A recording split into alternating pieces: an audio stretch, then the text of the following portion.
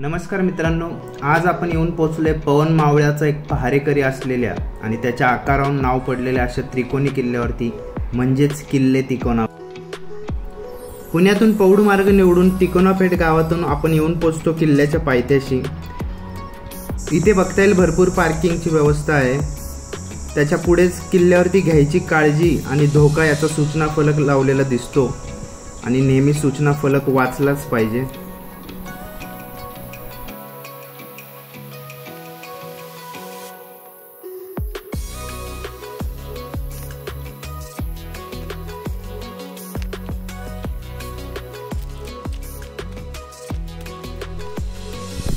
इथून लगेच 15-20 मिनिटं पायऱ्या चढल्यानंतर आपण येऊन पोचतो किल्ल्याच्या मेटावर. सामान्यतः किल्ल्यावर चढाई करताना एका ठराविक उंचीनंतर सपाटीचा भाग लागतो. या भागात ही मेटे असतात. किल्ल्याच्या घेऱ्यामध्ये कुणी अनोळखी माणूस येऊ नये म्हणून किल्ल्याच्या घेऱ्यात या मेटांची व्यवस्था असायची आणि मेटं सांभाळणाऱ्या लोकांना मेटकरी बोललं जात असे.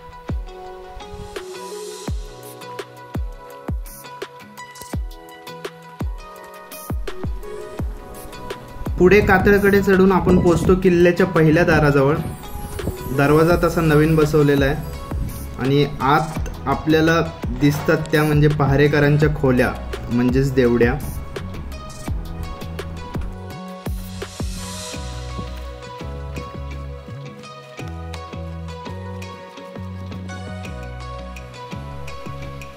लगेच पुढचा दरवाजा दिसतो तो म्हणजे दुहेरी बुरुजामध्ये असलेला वेताळ दरवाजा. वेताळ दरवाजाच्या बाजूलाच पहारेकरांच्या खोल्या बघता येतात, ज्या आता भग्न अवस्थेत आहेत व तिथेच बाजूला वेताळेश्वरीची मूर्ती आहे. वेताळ दरवाजाच्या पुढेच मारुतीची मूर्ती दिसते. ही मूर्ती चपेटदान मुद्रेत दाखवलेली आहे. मारुती दाखवताना तो वीर मारुती किंवा दास मारुती प्रकारात दाखवला जातो. दास मारुती हा हात जोडलेल्या स्थितीत असतो, तर वीर मारुती हा रुद्र रूपात दाखवला जातो. बहुतेक गडावरती मारुतींची स्थापना ही शक्तीची देवता म्हणून केलेली असते, म्हणून इथे दिसणारी मूर्ती वीर मारुतीची आहे व त्याच्या पायाखाली दिसणाऱ्या स्त्री शिल्पाला पनवती असं म्हटलं जातं.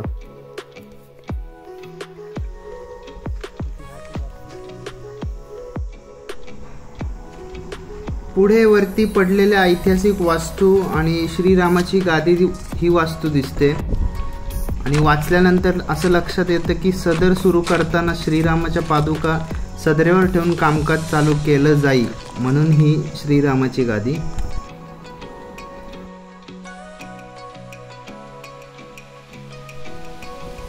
वरती सदरे समोरच पाण्याचं मोठं टाकं आणि तिथंच कातळात कोरलेलं श्रीराम आणि तळजाई देवीचं सुंदर मंदिर दिसतं.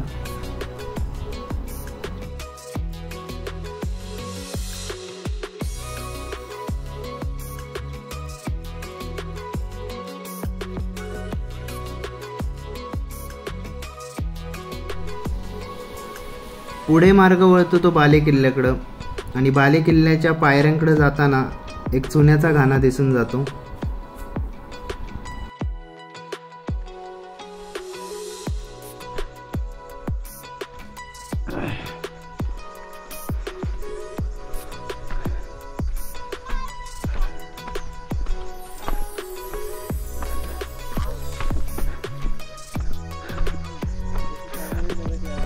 जय शिवराय. जय शिवराय.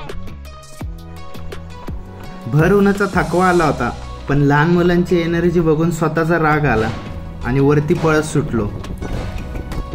पण राग मुख्य दरवाजा यायच्या आधीच संपला आणि परत थकवा आला.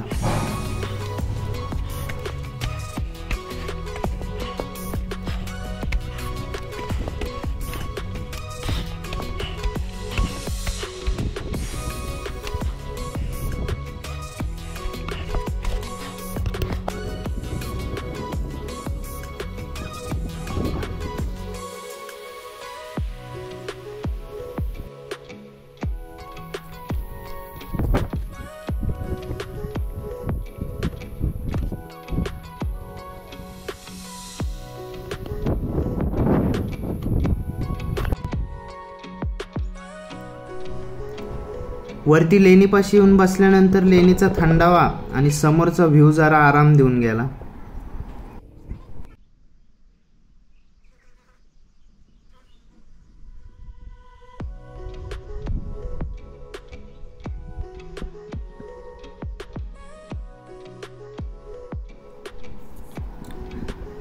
थोडा दम घालून सेल्फी घेतला आणि तटबंदीवरून थोडा चाललो.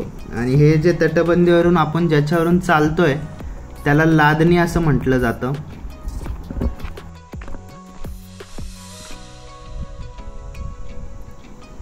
तोफेच्या जंगीतून समोरची सरळ डोंगर राग बघून पुढे निघालो. आणि पुढे आल्यानंतर अजून एक मोठं पाण्याचं टाकं दिसतं.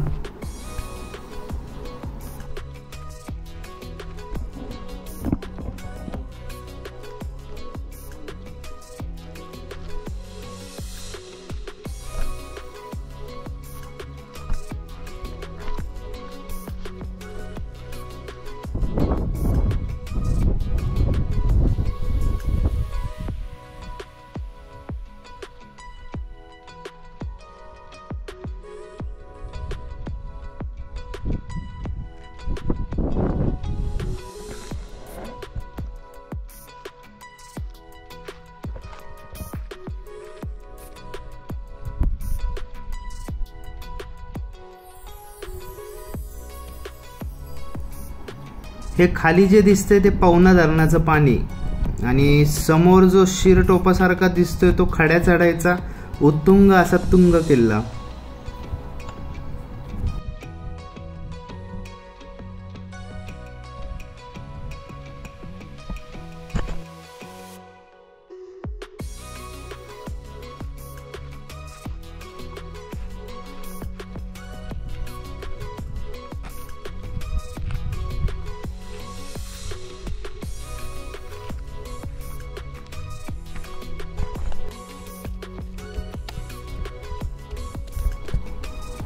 भव्य अशा पाण्याच्या टाकापासून वर चढल्यानंतर आपण येऊन पोचतो वितंडेश्वर महादेवापाशी. मंदिराच्या खालीच एक लेणी बघता येते.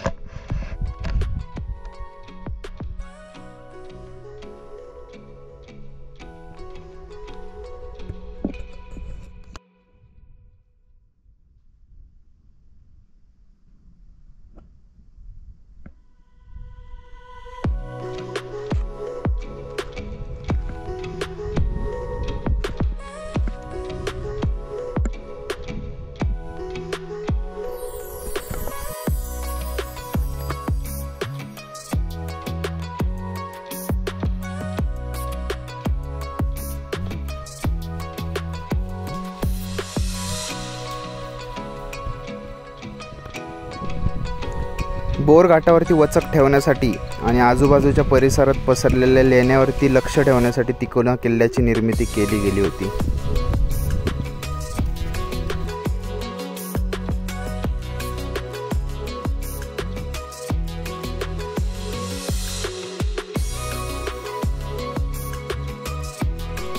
वितंडेश्वर महादेवाचं दर्शन घेतल्यानंतर आपला संपूर्ण किल्ला बघून होतो. आणि आजचा प्रवास इथपर्यंतचाच होता. डिस्क्रिप्शनमध्ये किल्ल्याची माहिती, याचा मार्ग, लागणारा खर्च व वेळ हे संपूर्ण माहिती दिलेली आहे. भेटू आपण पुढच्या व्हिडिओमध्ये. जय शिवराय, जय शंभूराजे.